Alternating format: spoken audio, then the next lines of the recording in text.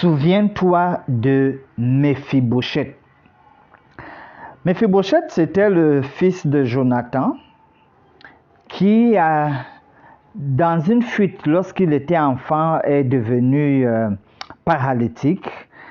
Et puis, plus tard, lorsque son père ne peut pas avoir accès au trône, voilà, il part vivre à Lo-débar, dans une terre où vraiment il n'a presque pas de quoi manger.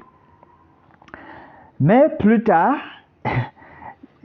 quelqu'un va le sortir de sa situation de prince affamé. Prince affamé. Les choses vont changer pour lui. Dans 2 Samuel 9, versets 7 et 8, David lui dit, parce que David l'a fait chercher, « Ne crains point car je veux te faire du bien à cause de Jonathan ton père. Je te rendrai toutes les terres de Saül ton père et tu mangeras toujours à ma table. » Et cette fois-là, alors qu'il est sur la table de David, il se prosterna, verset 8, et dit, « Qu'est ton serviteur pour que tu regardes un chien mort tel que moi ?»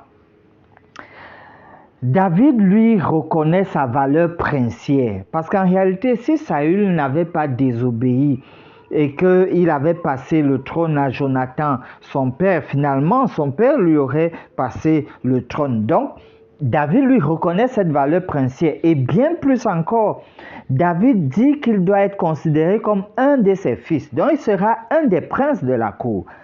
Il part donc d'un lieu où il était un prince affamé, n'ayant plus rien, et il est rétabli. Bien plus encore, il est restauré dans ses propriétés et son héritage, car David lui donnera toutes les terres de son grand-père. La pensée divine, cher ami, lorsqu'on parle de Méphibosheth, lorsqu'il est question de se souvenir de Méphibosheth, la pensée divine dans cette histoire, c'est que nulle situation n'est éternelle. Ce que tu vis actuellement, ça passera. Oui, après la pluie vient le beau temps. C'est pour ça qu'il faut toujours s'accrocher au Seigneur. Ça fait toute la différence. De traverser ce qu'on traverse comme difficulté avec Dieu à nos côtés. Qui aurait cru, est-ce que Méphibosheth aurait cru qu'un jour on le sortirait de cette situation pour le rétablir et qu'il soit élevé? Souviens-toi de Méphibosheth.